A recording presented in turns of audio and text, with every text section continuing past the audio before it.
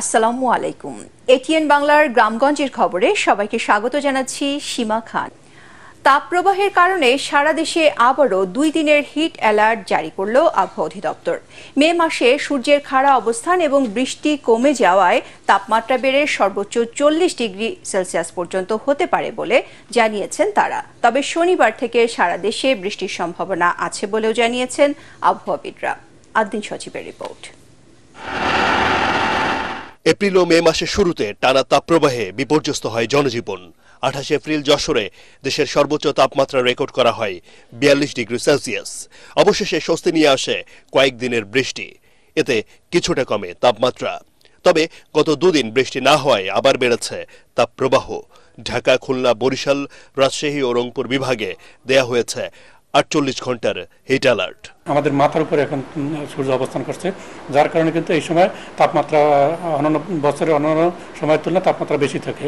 এই তাপপ্রবাহটা আরও 2 দিন অব্যাহত থাকতে পারে এবং তাপমাত্রা আজকে এবং আগামীকালকেও তাপমাত্রা সামান্য বৃদ্ধি পাওয়ার সম্ভাবনা রয়েছে। অর্থাৎ কোথাও কোথাও কিন্তু দেশের পশ্চিমাঞ্চলে সেটা 40 ডিগ্রি পার হওয়ার সম্ভাবনা রয়েছে। আবহাওয়া অফিস জানিয়েছে 18 তারিখ থেকে সপ্তাহ জুড়ে দেশের বিভিন্ন স্থানে হতে পারে বৃষ্টি। কমবে তাপমাত্রা, দেশের মধ্যাঞ্চল ও উত্তরাঞ্চলে বৃষ্টির সম্ভাবনা বেশি। এবার 18 তারিখের পর যে বৃষ্টির ধারাটা শুরু হবে সেটা আবার 1 সপ্তাহ পর্যন্ত বৃষ্টিপাতের সেইটা ধারা অব্যাহত থাকতে পারে। তবে এরপর আবার আমরা পরবর্তী সময় আমরা জানতে পারবো যে মাসের শেষের দিকে কি অবস্থা যাওয়ার সম্ভাবনা রয়েছে। তবে 18 তারিখে দেশের পশ্চিমাংশে কিছুটা অংশে থাকতে পারে। এরপর কিন্তু সেই হিট অ্যালার্টটা থাকবে না আমাদের, কারণ বৃষ্টিপাত শুরু হয়ে যাবে। তবে আবহাওয়াবিদদের মতে এই তাপপ্রবাহ থেকে মুক্তি ও সহনীয় তাপমাত্রার জন্য দেশবাসীকে অপেক্ষা করতে হবে জুনের মাঝামাঝি পর্যন্ত। আদ্দিন সজীব, এটিএন বাংলা, ঢাকা। বাংলাদেশের নির্বাচন কমিশন বিশ্বের রোল মডেল হবে বলে মন্তব্য করেছেন নির্বাচন কমিশনার আহসান হাবিব খান। যশোরে প্রার্থী ও নির্বাচন সংশ্লিষ্টদের সাথে মতবিনিময় সভায় তিনি এ মন্তব্য করেন। নির্বাচন কমিশনের প্রতি ভোটার ও প্রার্থীদের নেতিবাচক ধারণা এখন পাল্টে গেছে বলে জানান তিনি। যশোর সভায় নড়াইল ও মাগুরা জেলার জেলা প্রশাসক ও পুলিশ সুপার সহ অন্যান্যরা বক্তব্য রাখেন। আমি যত প্রকার সাপোর্ট পেয়েছি আপনাদের কাছ থেকে, এই সাপোর্ট পাওয়ার পর যে ভিডিও ক্লিপগুলো পেয়েছি বা অডিও পেয়েছি, সেটা থেকে যে অ্যাকশন নিয়েছি সেটা কিন্তু আমাদের এই কালচারটাকে অনেক পরিবর্তন করছে। আজকে আমাদের সম্মানিত প্রার্থীরা, অনেক বর্ষীয়ান নেতা, তারা অনেক নামি দামি ব্যক্তি, তারা কিন্তু ভোটারদের কাছে যাওয়ার সংস্কৃতি এসছে, ভোটারদের কাছে ভোট চাচ্ছে। 21 মে আসন্ন 6ষ্ঠ উপজেলা পরিষদ নির্বাচনের দ্বিতীয় ধাপে বিভিন্ন জেলায় প্রচারণায় ব্যস্ত প্রার্থীরা ভোটারদের মন জয় করতে দিচ্ছেন নানা প্রতিশ্রুতি। কিশোরগঞ্জে 3 উপজেলায় প্রতীক বরাদ্দের পর চলছে জোর প্রচারণা। কিশোরগঞ্জ প্রতিনিধি সাইফুল মালিক চৌধুরী পাঠানো তথ্য ছবি নিয়ে জানাচ্ছেন তামান্না জেনিফার। 6ষ্ঠ উপজেলা পরিষদ নির্বাচনে কিশোরগঞ্জের 3টি উপজেলায় জমে উঠেছে দ্বিতীয় ধাপের নির্বাচনী প্রচারণা। প্রতীক বরাদ্দের পরপরই দিনে রাতে সমানতালে চলছে গণসংযোগ। পোস্টারে ছেয়ে গেছে পুরো এলাকা, চলছে মাইকিং। দিন-রাত প্রার্থীরা ঘুরছেন ভোটারদের দ্বারে দ্বারে।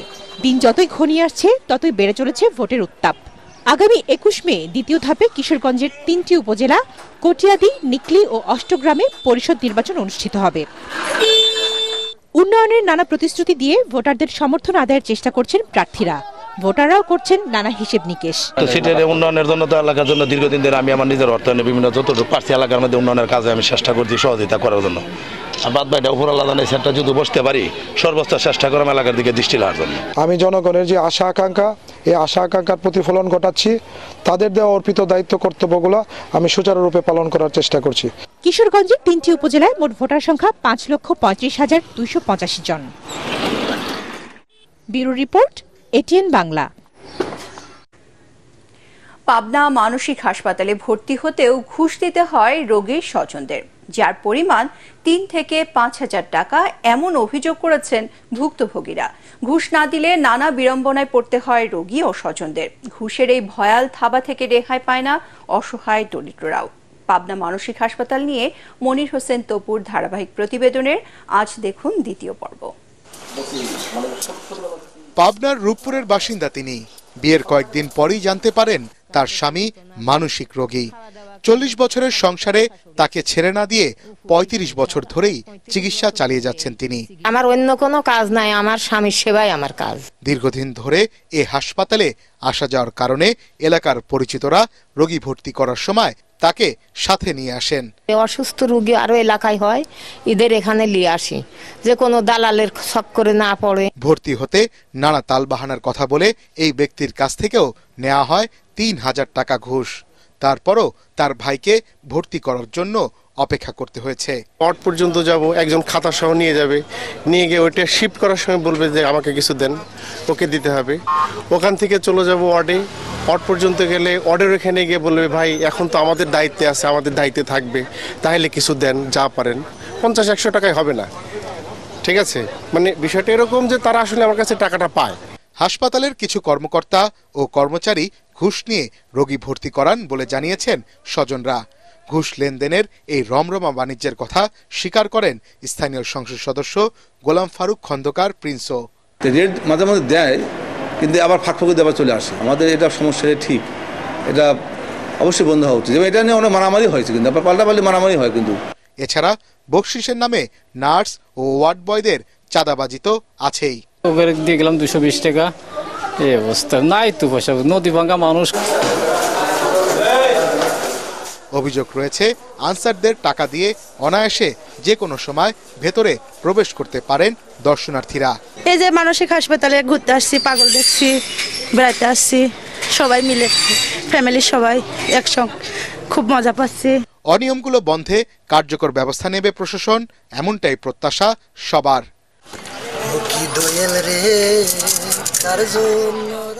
মনির Hossain Tapu, ATN Bangla, Pabna. Bailey bridge নির্মাণের জন্য আগামী 2 দিন বন্ধ থাকবে ব্রাহ্মণবাড়িয়ার আখাউড়া আগরতলা সড়কে সব ধরনের যান চলাচল। আজ রাত 10টা থেকে আগামী শনিবার রাত 10টা পর্যন্ত যান চলাচল বন্ধ রাখার সিদ্ধান্ত জানিয়েছে সড়ক ও জনপথ বিভাগ। উল্লেখিত সময়ে বন্ধ থাকবে আগরতলা, ঢাকা, কলকাতা বাস সার্ভিসও। তবে আখাউড়া স্থলবন্দরে ইমিগ্রেশন কার্যক্রম ও 2 দেশে যাত্রী পারাপার স্বাভাবিক থাকবে। বিকল্প সড়ক ব্যবহার করে যাতায়াত করতে পারবেন যাত্রীরা। স্থলবন্দরের C&F এজেন্ট অ্যাসোসিয়েশন জানায়, সড়ক বন্ধ থাকার বিষয়টি রপ্তানিকারক অ্যাসোসিয়েশনকে অবহিত করা হয়েছে। বিকল্প সড়ক দিয়ে ছোট যানবাহনে মাছ রপ্তানি ও আমদানিকৃত পণ্য বন্দরে রাখা সম্ভব হওয়ায় বাণিজ্যিক কার্যক্রম বন্ধ করা হয়নি। দেশের অন্যতম বৃহৎ ও রপ্তানিমুখী স্থলবন্দর দিয়ে প্রতিদিন গড়ে $1.5 লাখ মার্কিন ডলারের বিভিন্ন পণ্য রপ্তানি হয় উত্তর পূর্ব ভারতে। নারায়ণগঞ্জের খানপুর এলাকায় বেসরকারি প্রতিষ্ঠানের মাধ্যমে বিআইডব্লিউটিসির জমি দখলের চেষ্টার প্রতিবাদ জানিয়েছে সংস্থাটির কর্মকর্তা কর্মচারী সমন্বয় পরিষদ। দুপুরে নারায়ণগঞ্জ প্রেস ক্লাবে সংবাদ সম্মেলনে তারা এই প্রতিবাদ জানান। এ সময় তারা জানান, শহরের খানপুর এলাকায় বিআইডব্লিউটিসির খালি জায়গা একটি বেসরকারি প্রতিষ্ঠান দখল করে নেয়ার চেষ্টা চালাচ্ছে। সরকারি এর সম্পত্তি যাতে কেউ দখল করতে না পারে সে বিষয়ে নৌ পরিবহন মন্ত্রণালয় সহ সংশ্লিষ্ট মন্ত্রণালয়ের কাছে দাবি জানানো হয়।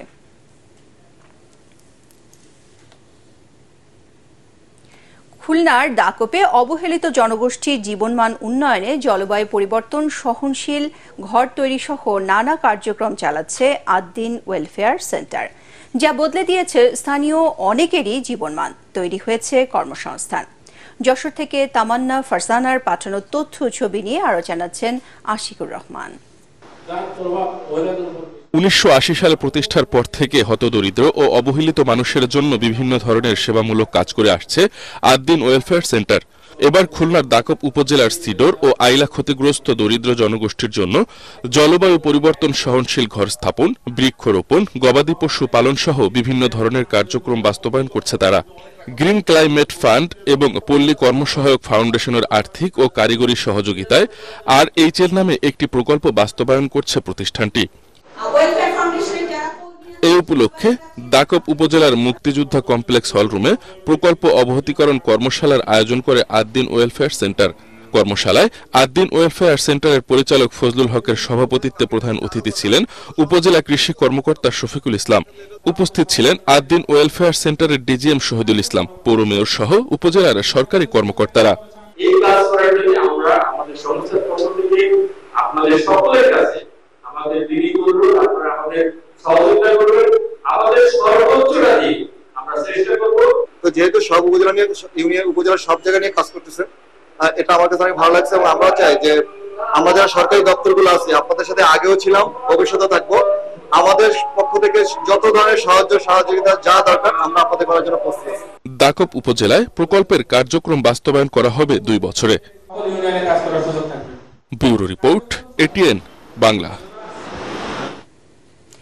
রপ্তানির নামে দেশ থেকে অর্থ পাচারকারীদের শাস্তির আওতায় আনার দাবি জানিয়েছেন বাংলাদেশ পোশাক প্রস্তুতকারক ও রপ্তানিকারক অ্যাসোসিয়েশন বিজেএমই এর সভাপতি এস.এম. মান্নান কোচি।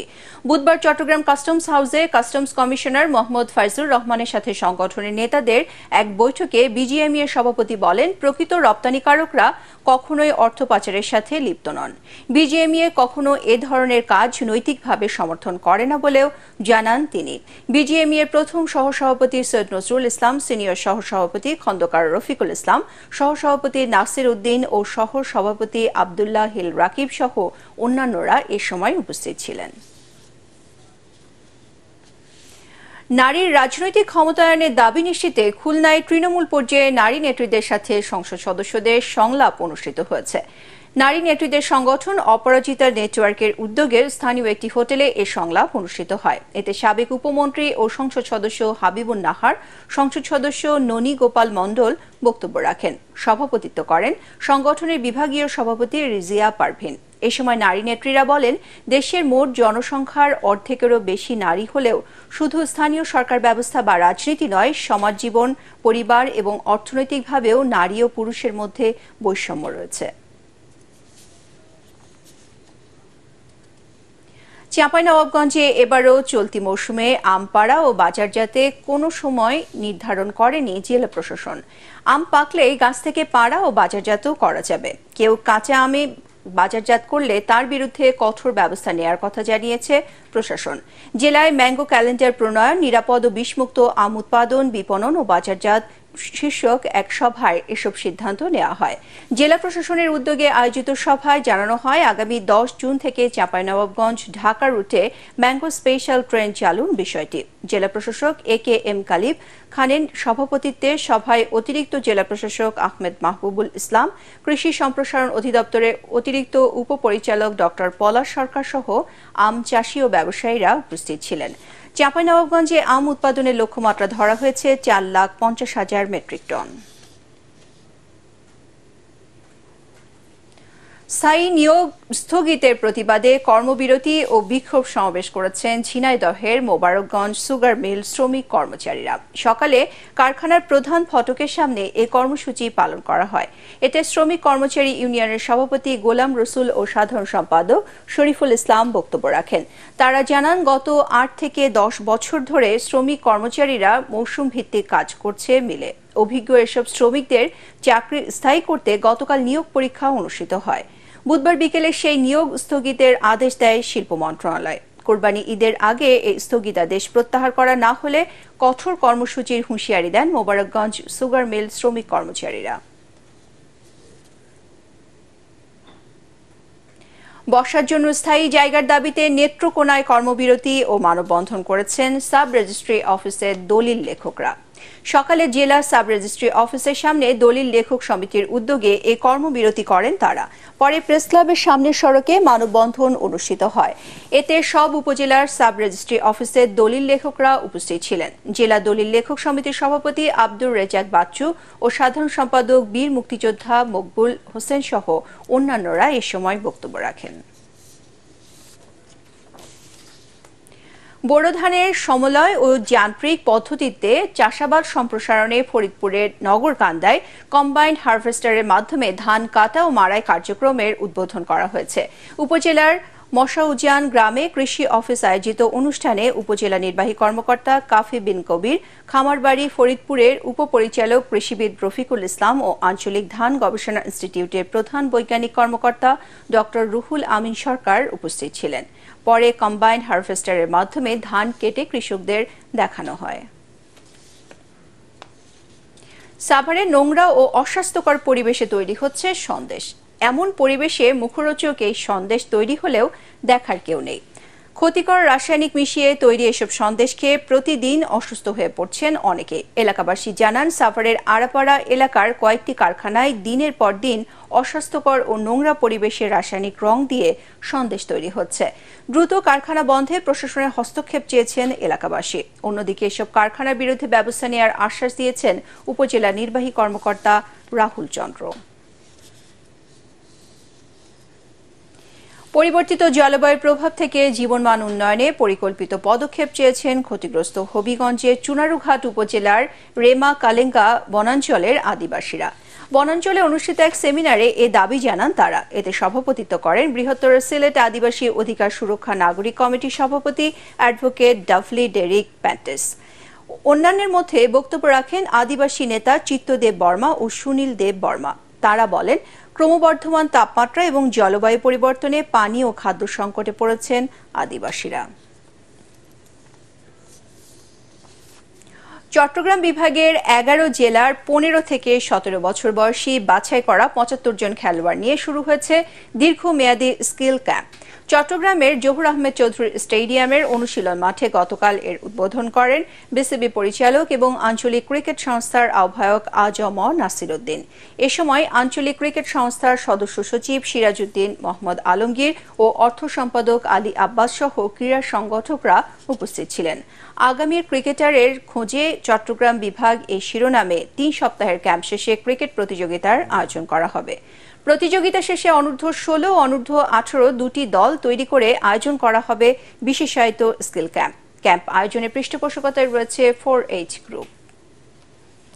নাটোরে শুরু হয়েছে জেলা প্রশাসক স্পোর্টস চ্যাম্পিয়নশিপ 2024। সকালে শঙ্কর গোবিন্দ চৌধুরী স্টেডিয়ামে টি-20 ক্রিকেট টুর্নামেন্ট উদ্বোধনের মধ্য দিয়ে এর যাত্রা শুরু হয়।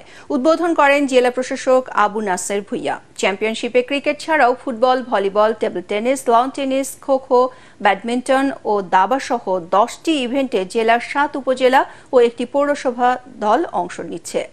উদ্বোধনী অনুষ্ঠানে টুর্নামেন্ট কমিটির আহ্বায়ক অতিরিক্ত জেলা প্রশাসক মাসুদুর রহমান সহ জেলা ক্রীড়া সংস্থার কর্মকর্তারা উপস্থিত ছিলেন।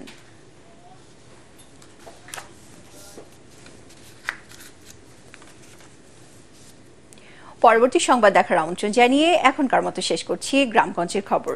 এটিএন বাংলা সংবাদ ইউটিউবে দেখতে ব্রাউজ করুন youtube/ATN বাংলা নিউজ। ধন্যবাদ সবাইকে।